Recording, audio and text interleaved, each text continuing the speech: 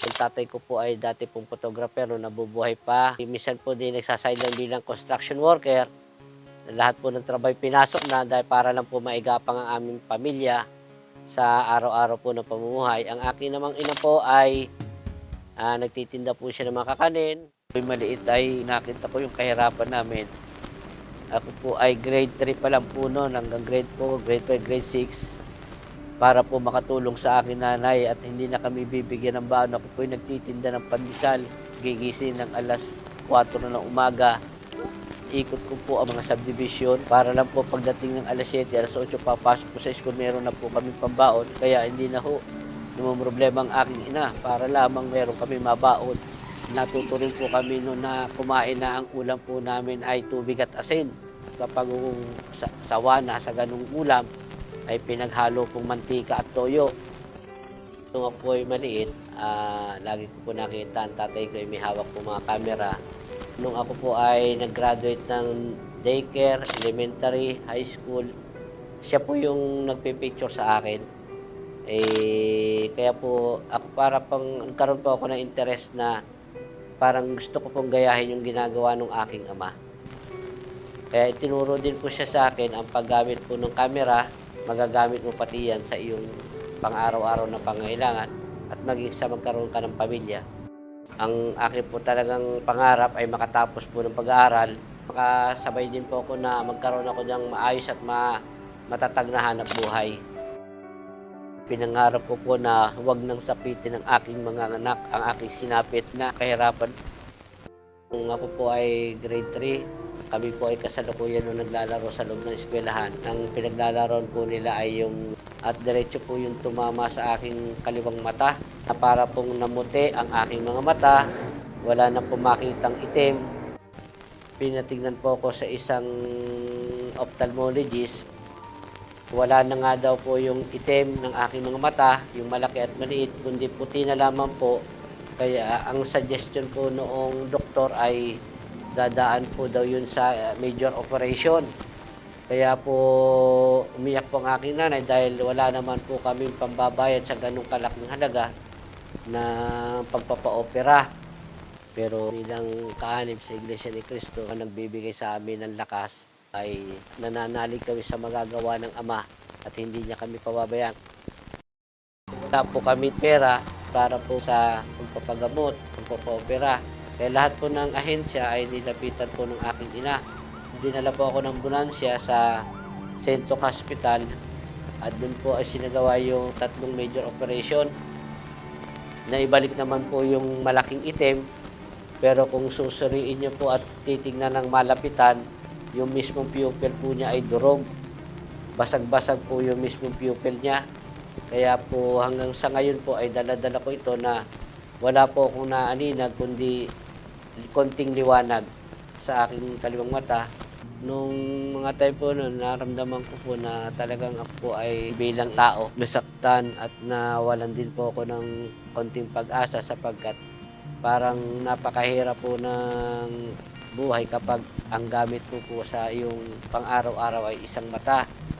Nung after po ako magpagaling at tinanggal po yung bandage ng aking mata, ay parang nag-cross-eyed po yung aking mata. Kaya yan po ang naging pagsubok sa akin na kada papasok po ako sa elementary, high school, ay tinutokso po akong duling. Yan po ang pambubuli sa akin. Dati po ay talagang hiyang-hiya po ako. Sa totoo po ay lahat po ng kaibigan ko ay nangawala dahil nahihiya akong tumabi sa akin. Dahil dati normal yung aking mata, ngayon ay naduling. Kaya nahihiya sila maging kalaro ko. Kaya nangyari noon, nung una ay ako ay nasa isang tabi lang, nanonood lang po sa kanila, nagme-merienda mag-isa. Kapag po ako ay nag-iisa at medyo nasasaktan ng kalooban, ay ang ama lamang po ang aking kinakausap.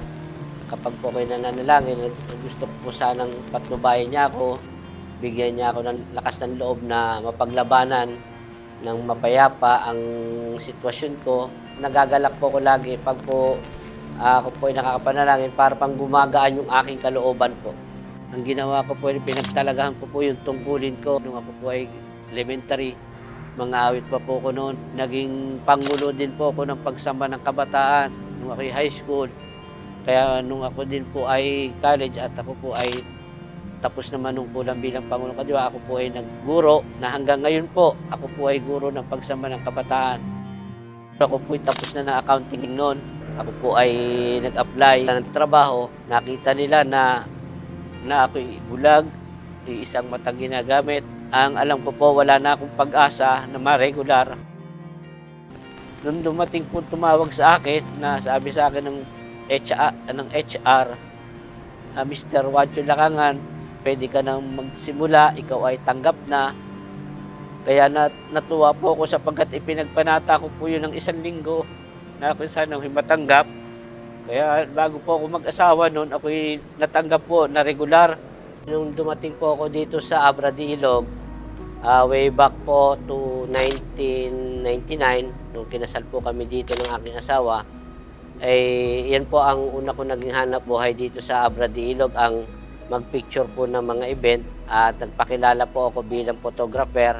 Nagsashot po kami doon ng photo and video, ay full coverage na po yun. Nung tumira po kami dito ay wala po kaming dalang malaking pera, kundi 15,000 lamang po at damit at kunting appliances. Nag-start po kami ng bahay ng na pugo ng bubong, buho ang dingding, ang sahig po ay lupa. Pero sa ngayon po ay dahil po sa paglilitrato at pagtatrabaho po ng coverage, nakatika po ako ng maayos sa puntahanan. Dito lang po ako nagkaroon ng sariling lupa at nagkaroon din po ng sariling bahay dahil lang po sa pagiging isang event photographer. Bawat event po na namin makukunan ay nakakapagtabi po kami. Una po, nakakapaglaan po kami sa aming tungkulin bilang iglesia at nakapaghandog po kami ng maayos at nakakapagtabi rin po kami sa pag-aaral ng aking mga anak sa aming mga pangunahing pangangailangan. Wala na po munang nakakuha ngayon ng event, gawa ng bawal po. Dahil po doon, wala po kami masyadong income. Kaya ang mga tao ko po naghanap noon sila muna ng kanya-kanyang pagkakakitaan. Dumating nga po yun sa point na talaga pong dumating yung kagipitan. Kaya naibenta po namin aming ibang tripod tsaka slave. Talagang nahirapan din po kami sa ganung sitwasyon. Dumarating po sa pagkakataon din po na mayroong mga tao na gumagawa din po ng panunukso sa paraang hihilahin kayo sa masamang gawain. Pero sa awa po naman ng Diyos, ako po ay naiaadya at hindi po na naisasama sa ganung bagay sapagkat bumipigil sa aking puso't isipan na huwag ko pong gawin ang bagay na anuman na alam ko ikasasama ng aking sarili at ng aking sambahayan. Nagpapanatat na lagi na kahit kami ikakarampot lang po ang kinikita ay kami po sana ay laging patnubayan at bigyan ng Ama ng biyaya ng aming pangailangan, lalo tigit ang pangailangan namin sa paglilingkod. Ako rin po ay nag-apply, kasalukuyan po naghahanap sila ng litratista para sa mga event ng munisipyo. Nilagay po ako sa PIO bilang photographer, documenter. Kaya po hanggang ngayon po, yun na po ang aking hanap buhay bilang photographer po.